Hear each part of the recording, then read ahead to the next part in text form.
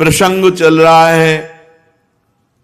महाराज परीक्षित जी को परमहंस शिरोमणि श्री सुखदेव जी नाभाग और अम्बरीश जी के पावन चरित्र का श्रवण करा रहे हैं।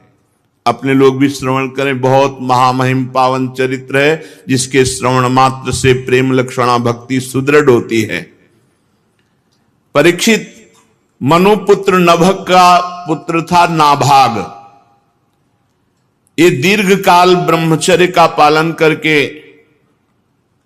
जब घर लौटे, तब तक भाइयों ने सब हिस्सा ले लिया था राज्य का। भाइयों ने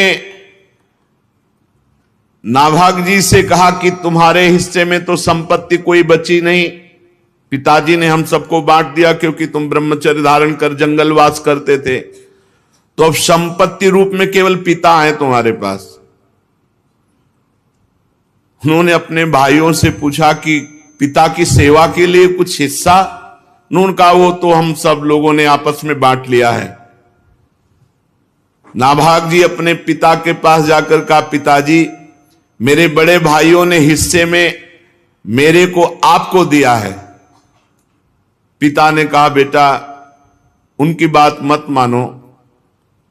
देखो, अगर उन्होंने मेरे को केवल हिस्से में दिया है और तुम्हारी श्रद्धा है कि पिता ही हमारी संपत्ति है, तो आज मैं तुम्हें ऐसा संपत्तिवान बनाऊंगा कि पुत्रों के पास भी संपत्ति नहीं।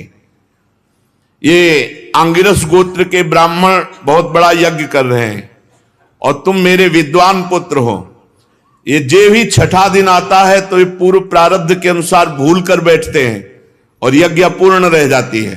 जाओ तुम छठे दिन बिल्कुल सावधान रहकर वेद मंत्र का उच्चारण कर देना, उनकी यज्ञ पूर्ण होगी। वो महात्मा लोग ऐसा ऐश्वर्य है कि जो स्वर्ग में भी नहीं, वो ऐश्वर्य तुम्हें प्रदान कर देंगे। महात्माओं के पास जाकर उन्हें वैश्विक देव संबंधी 2 सूत्र जब भूल जाएं वो, तो तत्काल तुम बता देना। अपने पिता की आज्ञा अनुसार वो गए। आंगिरस गोत्री ब्राह्मण जी ही छठे दिन तो भूल जाते थे, तो ये अपने तपोबल से उस मंत्र 2 सूत्र जो भूल जाते थे, जे ही पूर्ण किया, ते ही स्वर्ग से विमान आया आंगिरस गोत्री ब्राह्मणों के लिए। उन्होंने कहा कि ये यज्ञ का बचा हुआ शेष जितना धन है ये सब तुम लो, हम तो स्वर्ग जा रहे हैं। नाभाग जी बड़े पिता की आज्ञा का पालन करने वाले महात्मा थे, वो हर्षित नहीं हुए। पर जे भी वो धन एकत्रित करने लगे तो उत्तर की दिशा से एक काले रंग के तेजस्वी पुरुष आए और कहा, इस धन पर मेरा अधिकार है। नाभाग ने कहा, नहीं, ऋषियों ने मुझे दिया है क्योंकि मैंने वैश्यदेव संबंधी 2 सूत्र बताए हैं। तो उन्होंने कहा, नहीं, हमारे और आपका विवाद शांत होगा तुम्हारे पिता के ही हाथ से। जाओ अपने पिता से प्रश्न करो जाके, ये पूरी संपत्ति पर मेरा अधिकार है। तब नाभाग ने जाकर पिता से कहा कि पिताजी, एक कोई तेजस्वी महापुरुष आए और उन्होंने कहा यज्ञ का बचा हुआ शेष भाग मेरे अधिकार में है और आपसे पूछा कि न्याय कीजिए। तो आपने ही तो मुझे आज्ञा की थी, मैंने 2 सूत्र बताए, उससे सारी संपत्ति पर मेरा अधिकार, पर वो तेजस्वी पुरुष कह रहे मेरा अधिकार।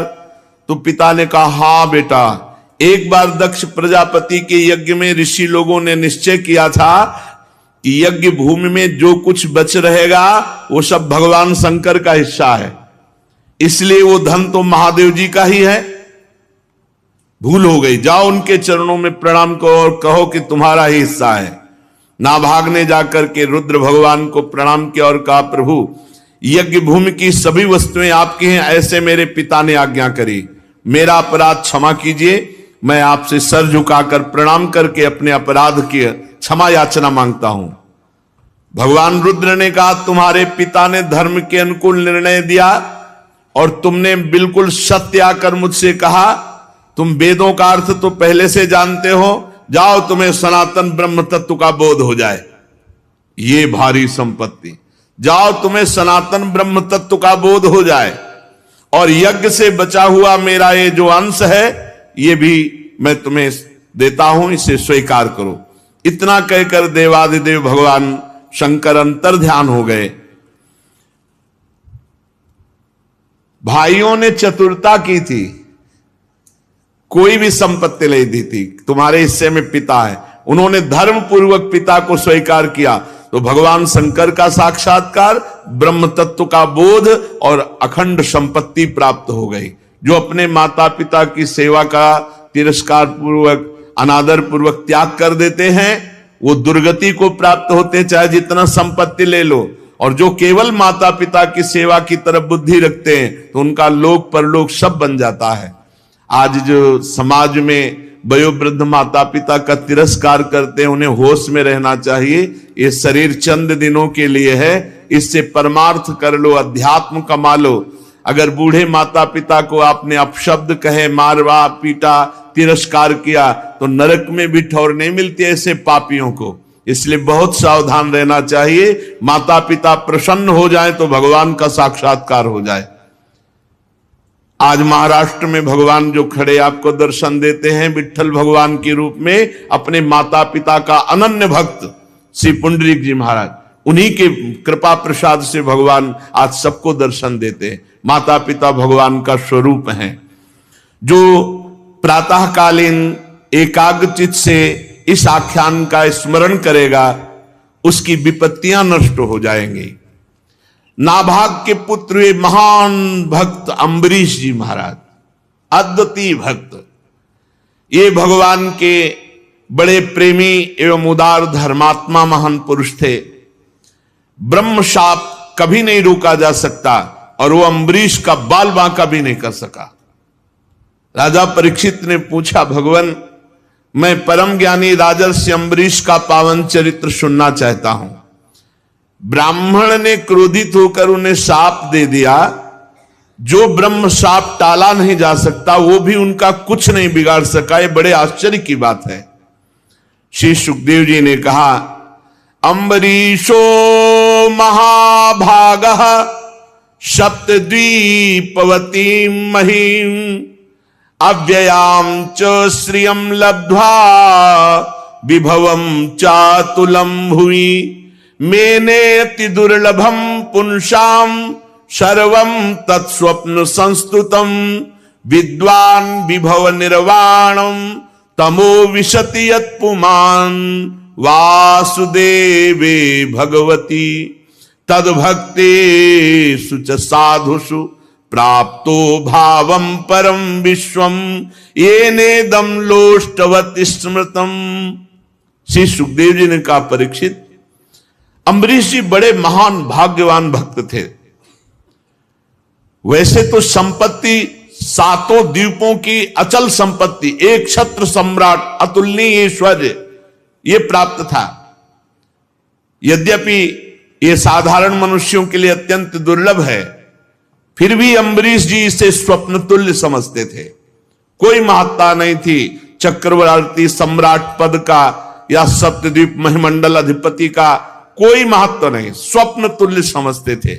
क्योंकि वे जानते थे सत्य वस्तु तो भगवान नाम है, सत्य वस्तु भगवान की भक्ति है। ये सब मायाकृत है और जो इस माया में फंस जाता है वो घोर नरकों में जाता है। ये केवल 4 दिन की चांदनी है, उसका दीपक बुझा बुझाया है। जो भगवान से विमुख है, भगवान का भजन नहीं करता, ऐश्वर्य प्रमाद में अपना समय काटता है। वासुदेवे भगवती तद्भक्तेषु च साधुषु। अम्बरीश जी की सबसे बड़ी महिमा निरंतर भगवान में स्थिति और संग भगवत प्रेमी महात्माओं का। वासुदेवे भगवती और तद्भक्तेषु च साधुषु तो प्राप्तो भावम परम विश्वम येनेदम लोष्टवत् स्मृतम। ऐसा भाव प्राप्त हुआ था कि चक्रवर्ती सम्राट पद का ऐश्वर्य वैभव वो उनको माटी के ढेले के समान दिखाई देता था। ये सारी संपत्तियां मिट्टी के ढेले के समान स्वप्नवत अनुभव में आ रही थी। एकमात्र भगवान की भक्ति और भगवत प्रेमी महात्माओं का संग, इससे अम्बरीश जी की बड़ी ऊंची स्थिति थी। सा वै मनः कृष्ण पदार विंदयोर वचांसि वैकुंठ गुणानुवर्णने करौ हरेर्मंदिर मार्जनादिषु श्रुतिम चकाराच्युत सत्कथोदय। अम्बरीश जी की क्या स्थिति थी? बोले स वै मनः कृष्ण पदारविंदयोर। अपने मन को अम्बरीश जी ने श्री कृष्ण चरणारविंद में सदा सदा के लिए समर्पित कर दिया था। मना स्थिति कृष्ण चरणारविंद, सावई मना कृष्ण पदारविंदयोर, ये स्थिति गोपी जनों की थी। मुरारी पादार्पित चित्त वृत्ति, एक एक वृत्ति कृष्ण चरणारविंद में समर्पित गोपी जनों की।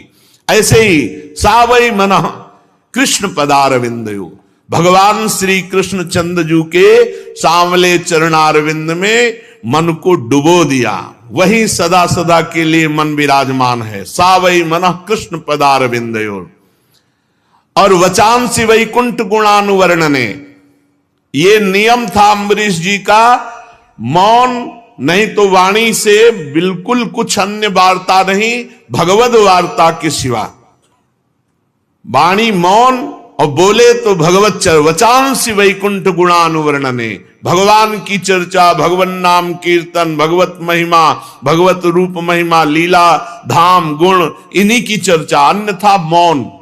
ये बहुत उत्तम स्थिति होती है। अपराधों से बचने के लिए मौन बहुत आवश्यक है, नहीं सबसे ज्यादा साधक से वाणी से अपराध बनता है।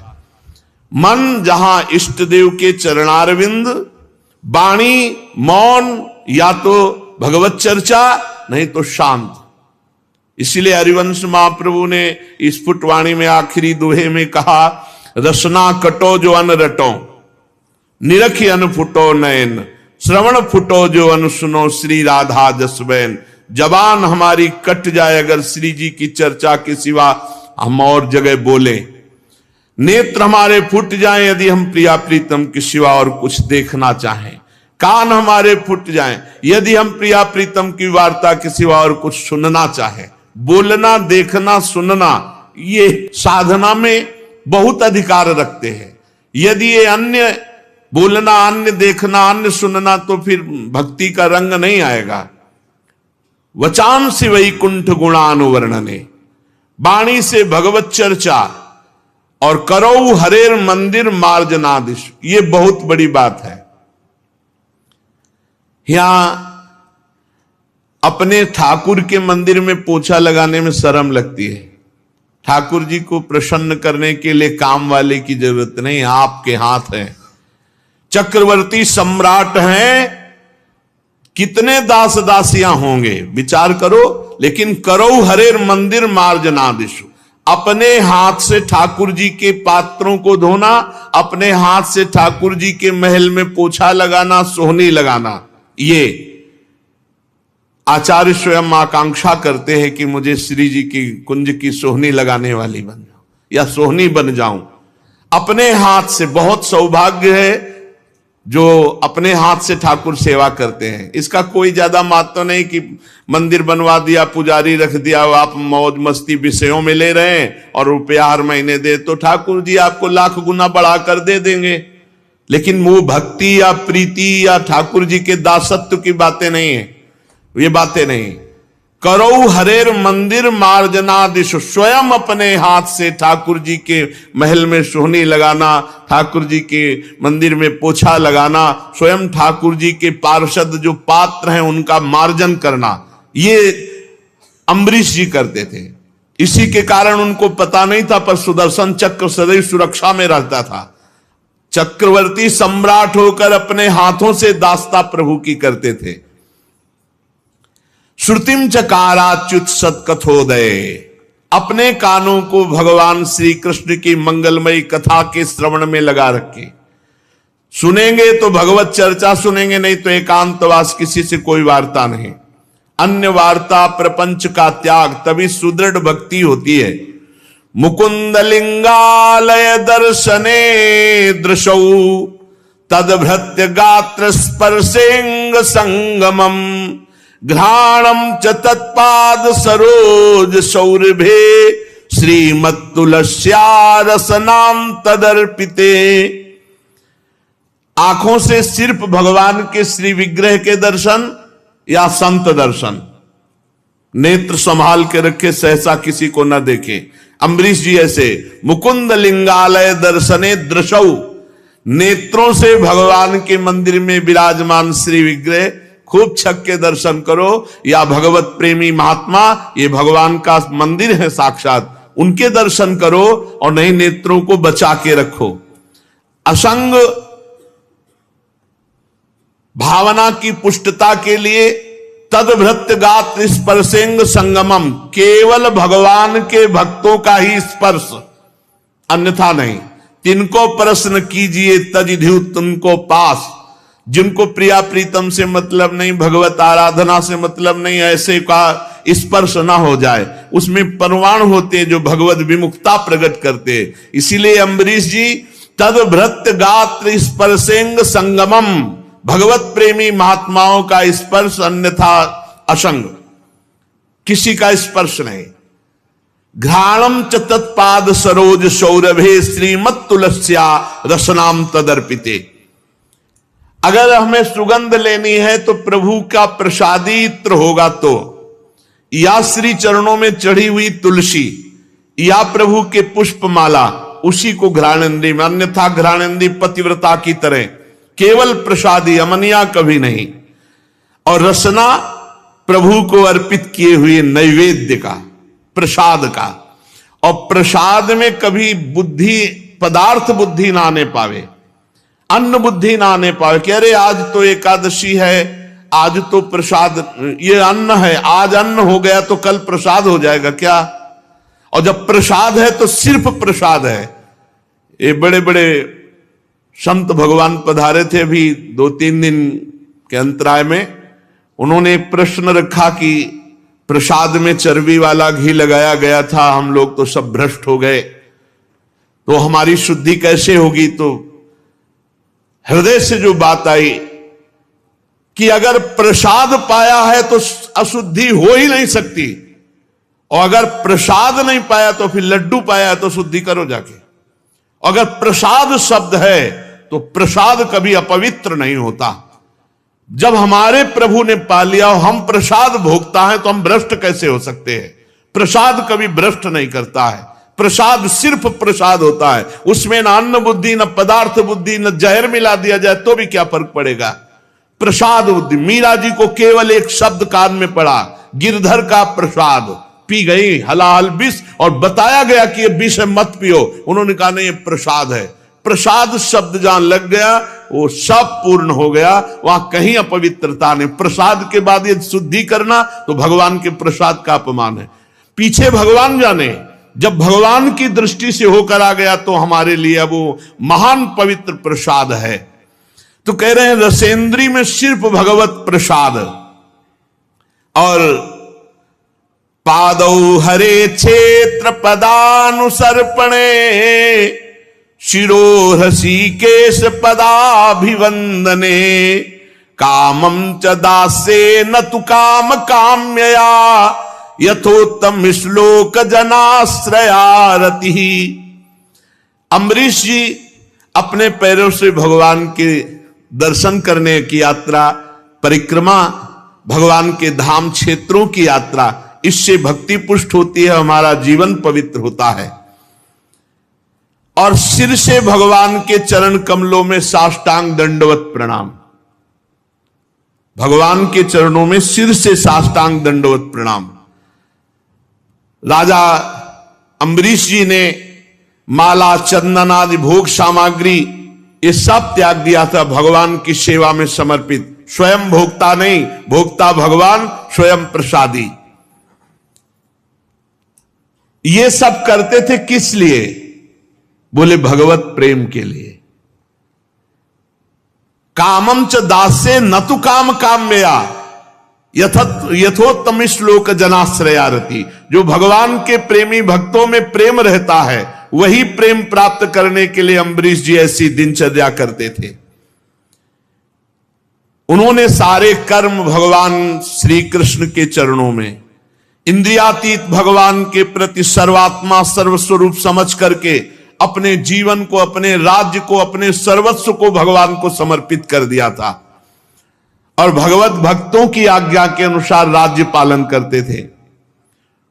उन्होंने धर्म नाम के निर्जल देश में सरस्वती नदी के प्रवाह के सामने वशिष्ठ जी, असित जी, गौतम जी आदि महान आचार्यों द्वारा भगवान की बड़ी बड़ी दक्षिणा वाली अश्वमेध यज्ञ की, जिससे भगवान की आराधना बने।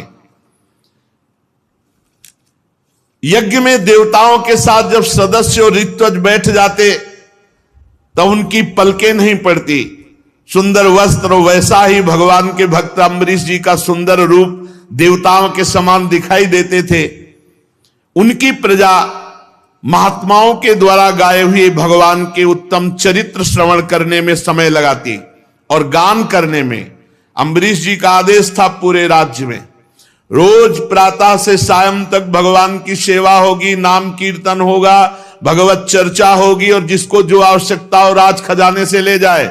लेकिन किसी भी घर में अगर धूप आरती भगवत सेवा नहीं हुई वो दंड मुक्ताधिकारी माना जाएगा। तो पूरे राज्य में भगवत भक्ति छाई हुई थी। बड़े बड़े संत महात्माओं के पावन चरित्र गाए जाते, भगवान के पावन चरित्र गाए जाते और जब अम्बरीश जी निकलते तो सब उनका स्वागत भगवान नाम कीर्तन से, भगवत चर्चा से करते। तो देवताओं को भी अब स्वर्ग अच्छा नहीं लगता था, इतना अम्बरीश जी का राज्य महाभागवत स्वरूप हो गया था। वे अम्बरीश जी सदैव देखा करते उनके हृदय में हरि निरंतर विराजमान है भगवत चिंतन के प्रभाव से। इसलिए उन लोगों को वो भोग सामग्री भी हर्षित नहीं कर पाती जो बड़े बड़े सिद्धों के लिए दुर्लभ है। अम्बरीश जी के राज्य में किसी को कोई कामना नहीं थी, सब भगवदानंद में डूबे हुए थे। आत्मानंद के सामने अत्यंत तुच्छ है ये विषय। राजा अम्बरीश तपस्या और भक्ति योग के प्रभाव से भगवान को अधीन कर लिए थे। उनकी समस्त आसक्तियां भगवान में समर्पित थी। कितनी बड़ी बात है।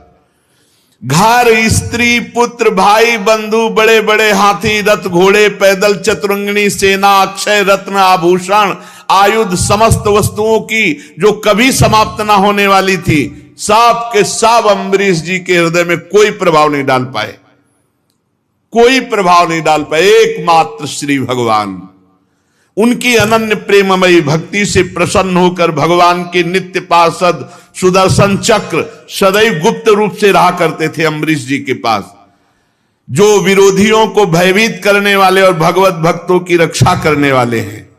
अम्बरीश जी को भी पता नहीं था कि सुदर्शन चक्र रक्षा में है। राजा अम्बरीश की पत्नी भी उन्हीं के समान धर्मशील, संसार से विरक्त एवं भक्ति परायण थी।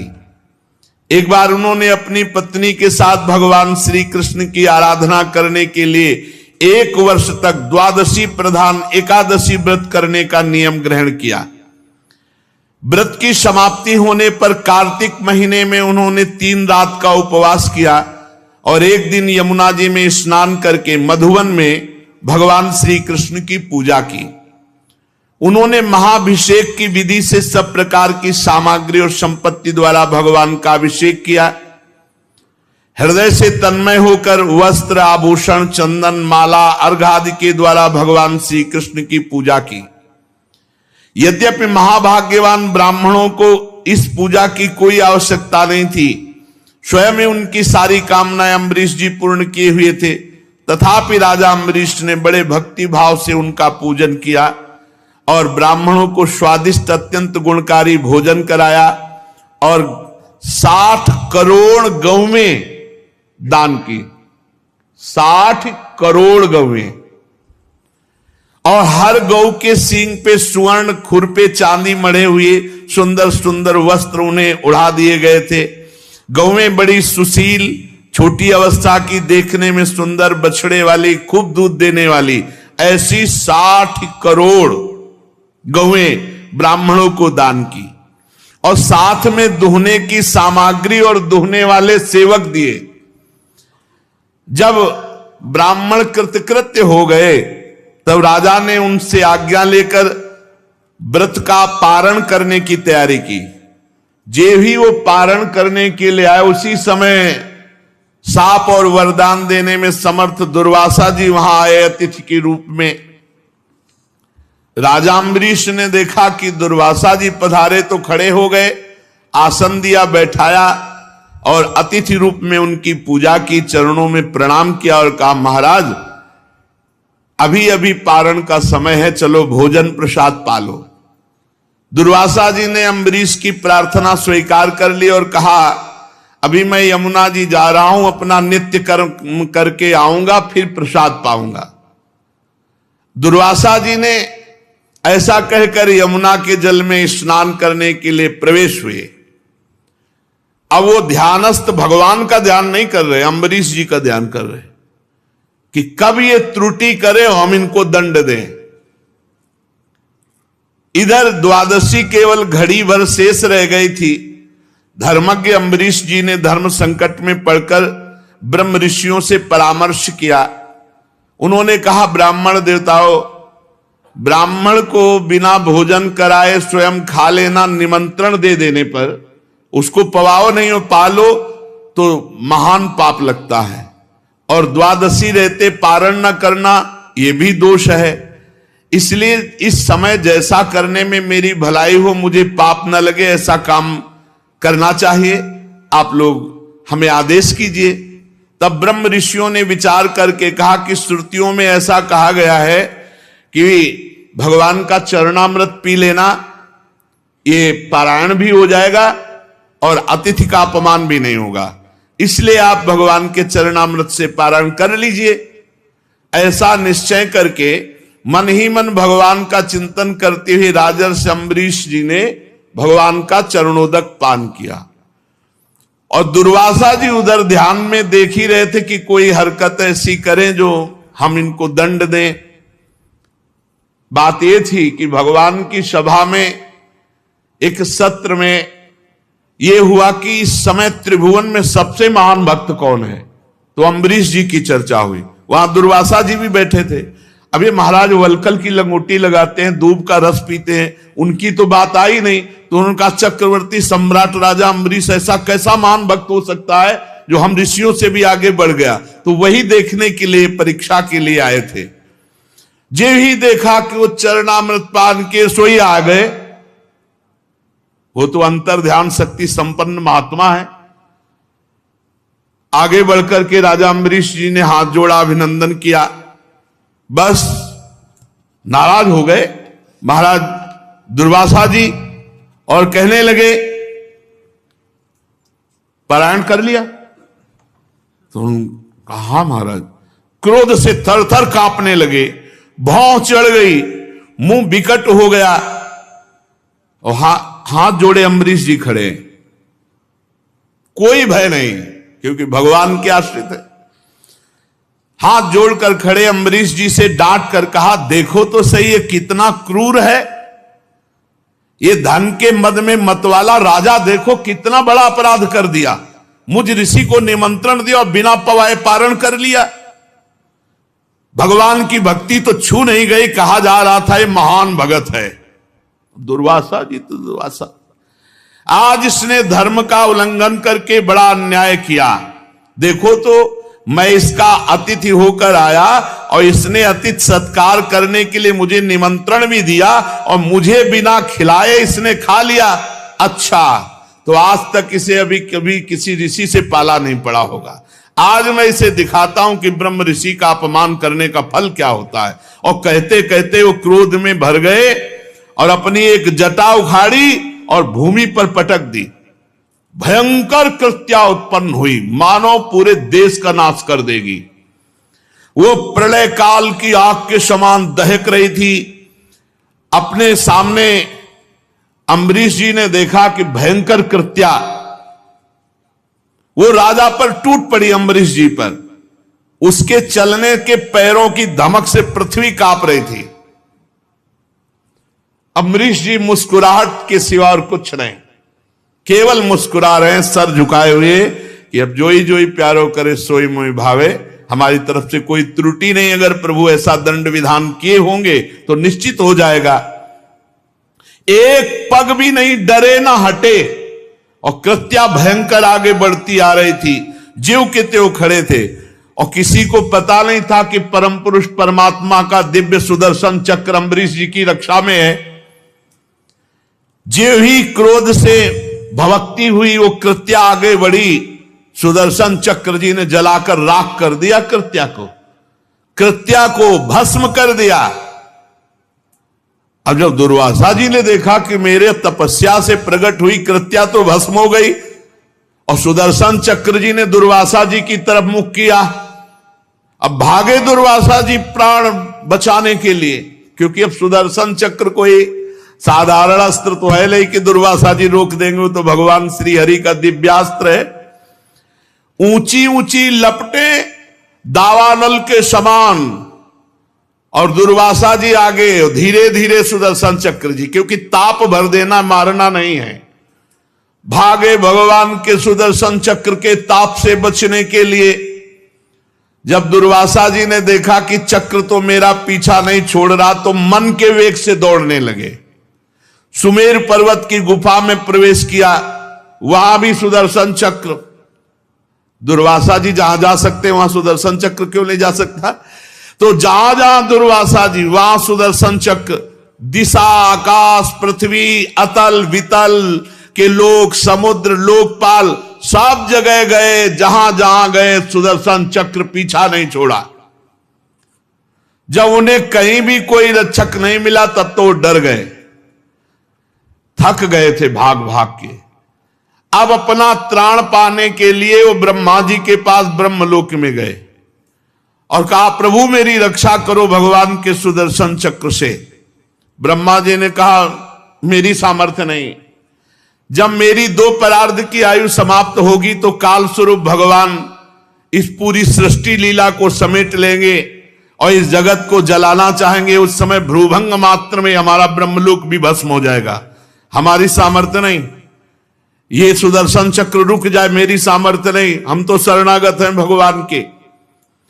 मैं, भगवान शंकर, दक्ष, भृगु आदि प्रजापति, भूतेश्वर, देवेश्वर, ये सब जिनकी बनाए नियमों में बंधे हैं, जिनकी आज्ञा का पालन करके हम संसार का हित करते हैं, ऐसे भक्त द्रोही को ब्रह्मलोक में कोई स्थान नहीं। तुरंत छोड़ दो, नहीं सुदर्शन चक्र ब्रह्मलोक को भस्म कर देगा।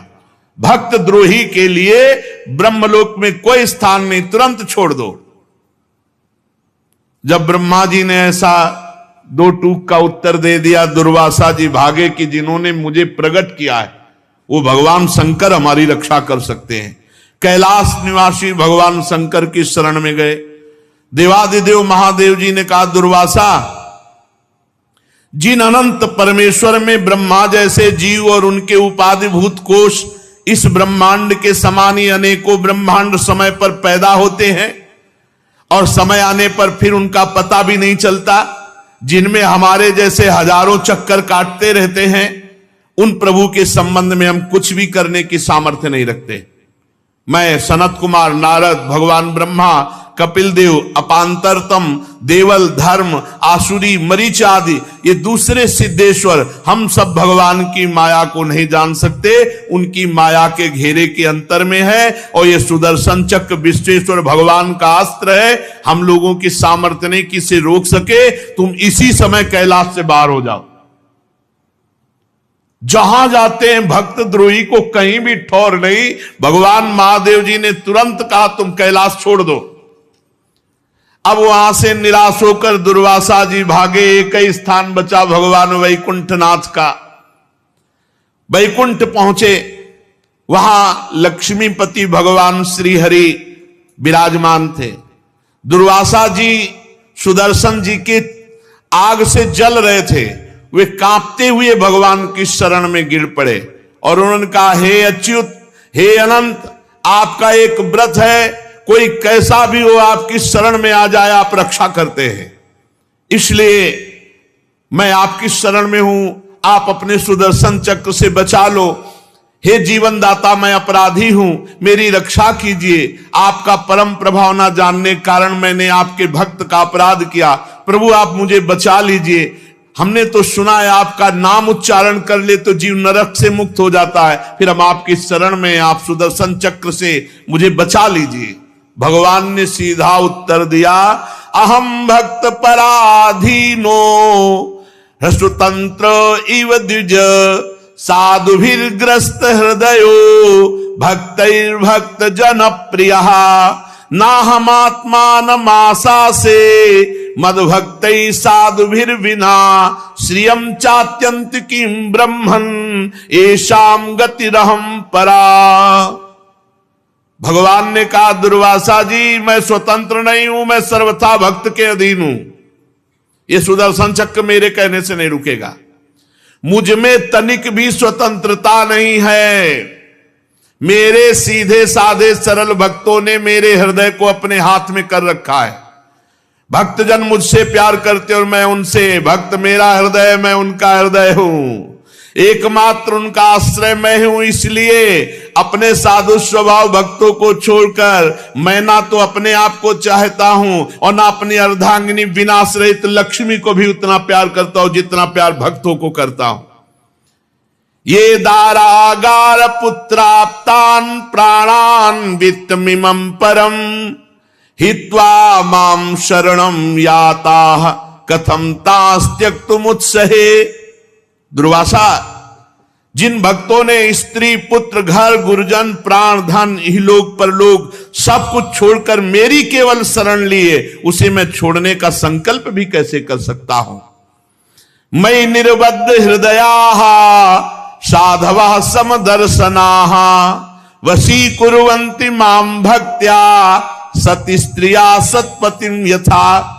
जैसे सती स्त्री अपने पातिव्रत से सदाचारी पति को वश में कर लेती है, वैसे ही मेरे साथ अपने हृदय को प्रेम बंधन से बांध रखने वाले समदर्शी साधु भक्ति के द्वारा मुझे अपने वश में कर लेते हैं।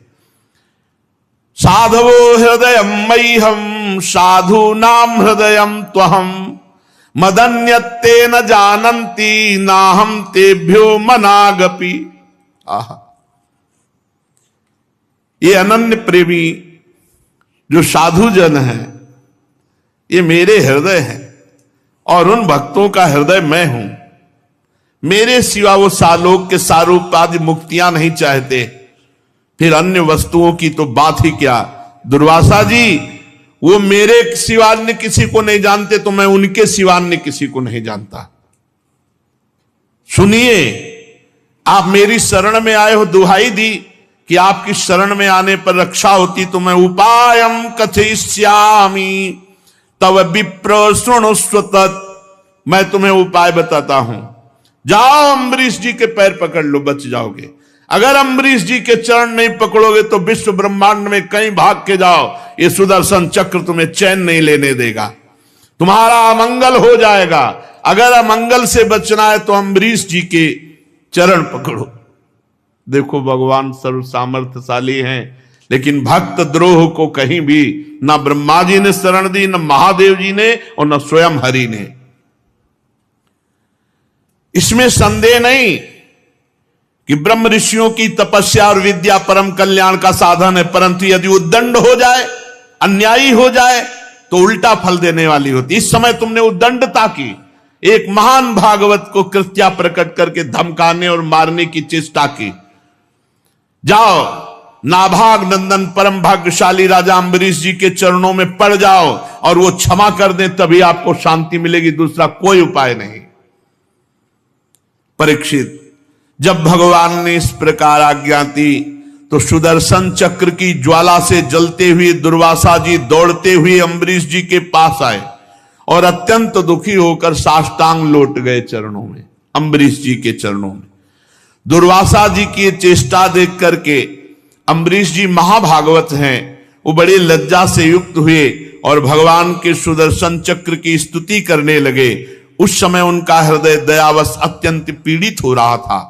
अम्बरीश जी ने कहा, त्वामग्निर् भगवान सूर्य त्वं सोमो ज्योतिषां पतिः त्वमापस्त्वं क्षितिर्व्योमो वायुर्मात्रेन्द्रियाणि च सुदर्शन नमस्तुभ्यं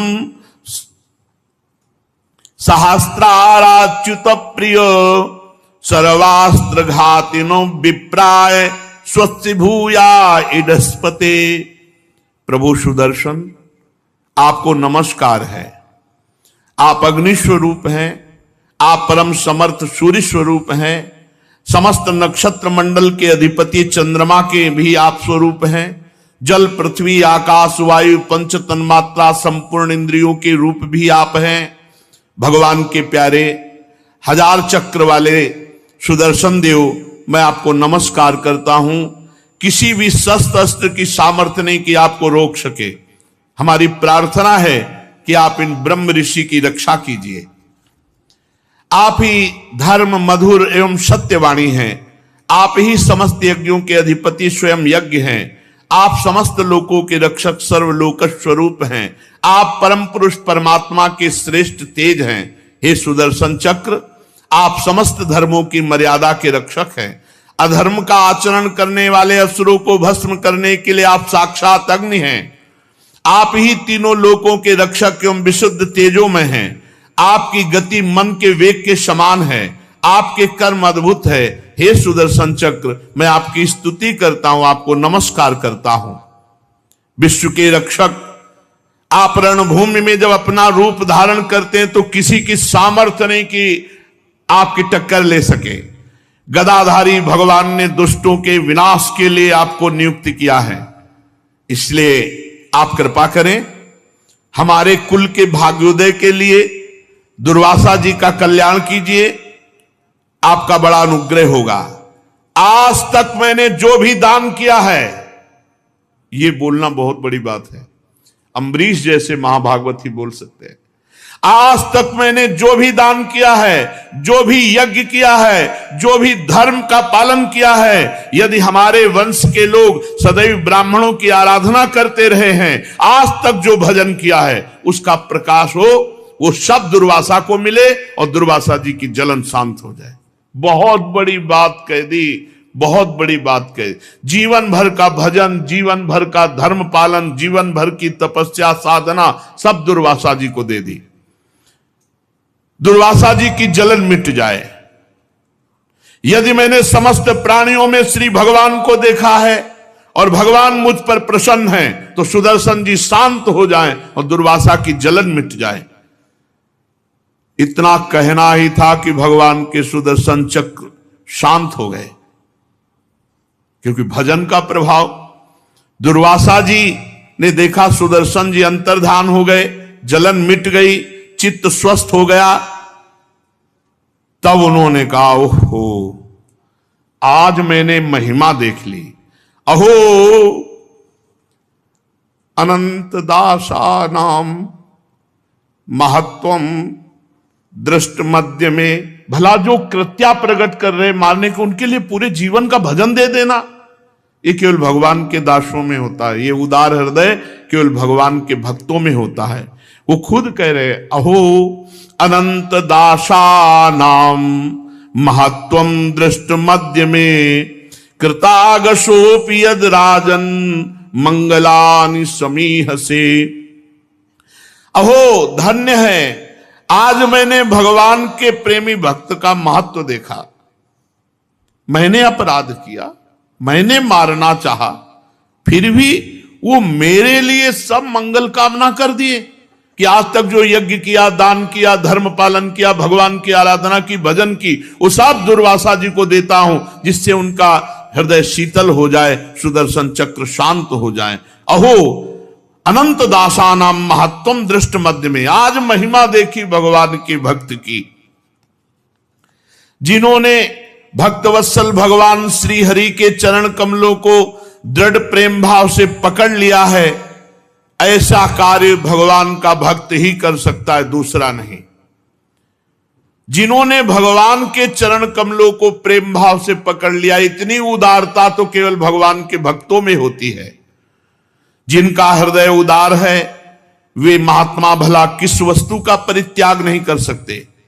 जिनके मंगलमय नामों के श्रवण मात्र से जीव निर्मल हो जाता है, उन्हीं तीर्थपाद भगवान के चरण कमलों के जो दास हैं, उनके लिए कौन सा कर्तव्य शेष रह जाता है। महाराज अम्बरीश, आपका हृदय देख करके आज मैं परिपूर्ण हो गया। भगवान ने मेरे ऊपर महान अनुग्रह किया कि भक्त महिमा को मैं जान पाया आपने मेरे अपराधों को भुलाकर मेरे प्राणों की रक्षा के लिए सारा का सारा भजन पुण्य दे दिया। परीक्षित, जब से दुर्वासा जी भागे थे तब से अब तक राजा अम्बरीश ने एक कवल भी भोजन नहीं किया। वही चरणामृत लिए उनके लौटने की बाट देख रहे थे। अब उन्होंने दुर्वासा जी को चरण पकड़ लिए और प्रसन्नता पूर्वक उनको भोजन पवाया। राजा अम्बरीश बड़े आदर से अतिथि के योग्य सब प्रकार भोजन सामग्री लाए और दुर्वासा जी ने खूब तृप्त होकर भोजन पाया और फिर कहा, राजन अब आप भी भोजन प्रसाद पाइए। अम्बरीश जी, आप भगवान के परम प्रेमी भक्त हैं। मैं ये समझता हूं कि आज जो आपका दर्शन, स्पर्श और बातचीत करने का सौभाग्य मिला वो भगवान मधुसूदन की कृपा से। क्या अनुभव हुआ दुर्वासा जी को? भगवान की कृपा का अनुभव, भक्त दर्शन, भक्त संभाषण, भक्त सानिध्य। स्वर्ग की देवांगनाएं आपके इस उज्जवल चरित्र का गान करेंगी।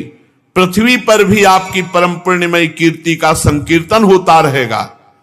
दुर्वासा जी बहुत संतुष्ट हुए, राजा अम्बरीश जी के गुणों की प्रशंसा की और इसके बाद उनसे अनुमति लेकर आकाश मार्ग से ब्रह्मलोक की यात्रा की। परीक्षित, जब सुदर्शन चक्र से भयभीत होकर दुर्वासा जी भगे थे तब से लेकर उनके लौटने तक 1 वर्ष का समय व्यतीत हुआ। 1 वर्ष तक अम्बरीश जी वैसे ही खड़े रहे चरणामृत पान किए हुए। यह है महाभक्त की महिमा। जल पीकर उतने ही 1 वर्ष तक खड़े रहे। जब दुर्वासा जी चले गए तब उनके भोजन से बचे हुए भगवत प्रसाद अन्न का पान किया। अपने कारण दुर्वासा जी का दुख में पड़ना, फिर अपनी ही प्रार्थना से छूटना, दोनों बातों में भगवान की लीला समझ करके अम्बरीश जी संतुष्ट हुए। राजा अम्बरीश में ऐसे अनेक गुण थे। अपने समस्त कर्मों के द्वारा वे परब्रह्म परमात्मा श्री भगवान में भक्ति भाव की अभिवृद्धि करते रहे।